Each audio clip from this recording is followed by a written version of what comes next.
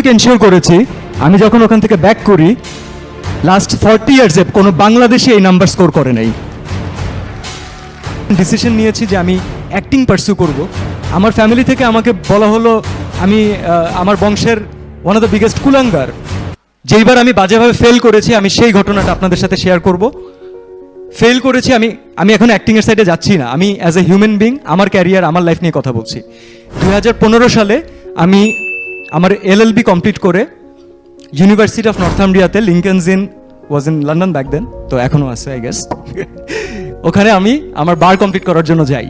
তো নিউক্যাসেলে যাওয়ার পরে যে প্রবলেমটা প্রথমে হয়েছে, যখন আমরা বাংলাদেশে পড়াশোনা করেছি অথবা আমরা যখন ঢাকায় পড়াশোনা করেছি তখন আমাদের কাছে না আমাদের আসলে কম্পিটিশনটা তখনও আমাদের কাছে মনে হয় যে 200-300 মানুষের সাথে কম্পিট করছি। যখন আমি বাইরে গেলাম এবং সারা জীবন তো ছিলাম কুয়ার ব্যাং, হ্যাঁ কুয়ার ব্যাং, একটু পরপর ঘুরি, একটু আয়নাতে তাকাই, মনে হয় যে নিজেকে ওকে তুই তো এমনি হিরো। ভাই কনফিডেন্স ভেঙে ফেলছে যেদিনই ব্রিটিশ স্টুডেন্টদের সাথে বসছি আর দেখছি যে কিচ্ছু পারতেছি না। 3rd ক্লাসে আমার এখনো মনে আছে একটা অপমান করে একটা কথা বলেছিল। সেটা বলেছিল যে যদি না পারো, অনেকগুলো লাইন বলার পর এটা বলেছিল যে যদি না পারো যে বাপের টাকা নষ্ট করে এখানে পড়তে আসছো কেন। এটা কিন্তু ভাই বিদেশে গিয়ে শোনার জন্য অনেক বড় ধরনের একটা কথা, অনেক গায়ে লাগে ভাই, সিরিয়াস গায়ে লাগে। কিন্তু আমার তখনও খুব বেশি গায়ে লাগে নাই, কারণ ওই যে প্রথম 15 মিনিট কথা বলছে আমি ইংলিশ বুঝিই নাই। হ্যাঁ, সো আমি অনেকক্ষণ যখন ইয়াস ইয়াস এরকম বলার পরে পাশের জন্য আমাকে গুঁতে দিয়ে বলতেছে তুই কি করতেছিস।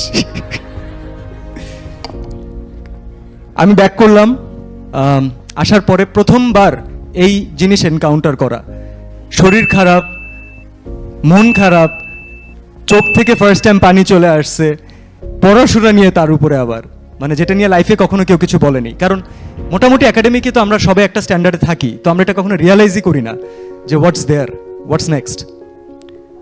খারাপ লেগেছে, জিদ উঠেছে, পড়াশোনা করেছি। ওই দিন মনে হয়েছিল যে আসলে এই কোর্স পাস করা আমার পক্ষে পসিবল না, কারণ ওখানকার প্যাসিং মার্ক, যেটা আমার বাংলাদেশে আমাদের ফার্স্ট ক্লাস মার্ক ছিল 60%, সেটা হচ্ছে ওখানে পাসিং মার্ক 60।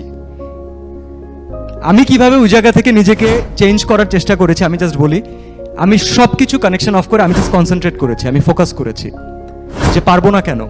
এবং সেখানে আমার দেশ থেকে আমার সাপোর্ট ছিল কোথায়, আমার ফ্যামিলি তাদেরকে জানতে দেনি। মাই পার্টনার ওয়াজ হেল্পফুল, ও বলেছিল যে কোর্স ছাড়ার চিন্তা ভাবনা করবা না, কারণ পড়াশোনার জন্য তোমাকে গালিটা দিয়েছে হচ্ছে তুমি তোমার বাপের টাকা খরচ করতে ওখানে গেছো, কিন্তু কেউ জানে না যে তার আগে 2.5 বছর অ্যাক্টিং করে আমি যেই ইচ অ্যান্ড এভরি পাই জমিয়েছিলাম সেটা আমি আমার লাইফের সবচাইতে বড় রিস্কি জায়গায় লাগিয়ে দিয়েছি। আমি আমার নিজের পড়াশোনাতে ইনভেস্ট করেছি।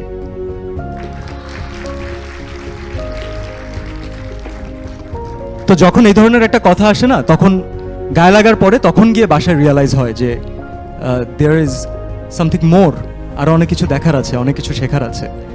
এবং আমি পড়াশোনা করেছি দিনে 10.5-11 ঘন্টা, জানি না টাইম টেবিল জানি না, বাট এতটুকু এনশিওর করেছি আমি যখন ওখান থেকে ব্যাক করি লাস্ট 40 ইয়ার্সে কোনো বাংলাদেশি এই নাম্বার স্কোর করে নাই। মাই অ্যাভারেজ বিকেইম ইন ল, যেখানে আমি 60% পেয়ে পাশ করতে আমার হিমশিম হচ্ছিল, my average at the end became 89.5%। এবং আমি জানি না যেটা কিভাবে হয়েছে, ট্রাস্ট মি, আমি এখনো জানি না, কারণ আমি জানি না, আমি খালি ফোকাসটা রেখেছিলাম ওখানে, দ্যাটস ইট।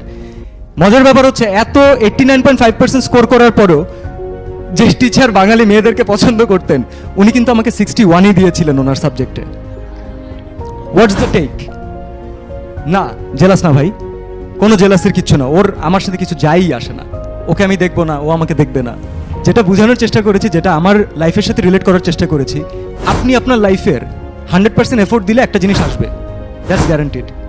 কিন্তু এটাও আপনাকে মেনে নিতে হবে আপনি লাইফের 100% এফোর্ট দেওয়ার পরও অনেক মানুষ আছে যাদেরকে আপনি হ্যাপি করতে পারবেন না, অনেক রিলেশন আছে যেখানে আপনি স্যাটিসফাই করতে পারবেন না, অনেক ক্রিটিক্স আছে যারা আপনাকে পজিটিভ ফিডব্যাক দিবে না, হুইচ ইজ ভেরি ওকে। এই ভয়টা আমাদেরকে অনেক বেশি অনেক দিন কুকরে কুকরে খেয়েছে বলে যেটাকে, কারণ নতুন কিছু ট্রাই করতে পারি না।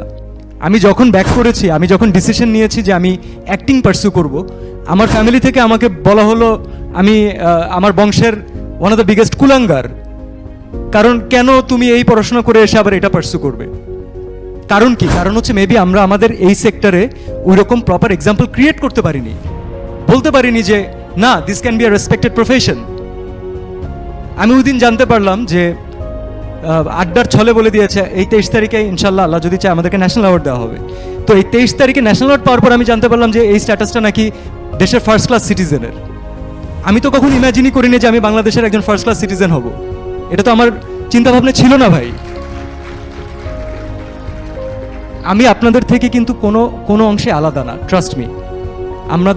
আমাদের বিহেভিয়ার, আমাদের কাপড় চোপড়, আমরা এখান থেকে বের হওয়ার পর ফ্যামিলির সাথে যেভাবে সময় কাটে, উই আর নট ডিফারেন্ট। এবং ডিফারেন্ট হওয়াটা, কোনো হিরো হওয়াটা, একটা বিগার ইমেজ দেখানোটা, এটা আমার দায়িত্বও না, এটা আমার ইচ্ছাও না। কারণ হচ্ছে দিনের শেষে স্ক্রিনে গিয়ে আমাকে কিন্তু এই লাইফটা, আপনাদের লাইফটা, আমার লাইফটাই পোর্ট্রে করতে হয়।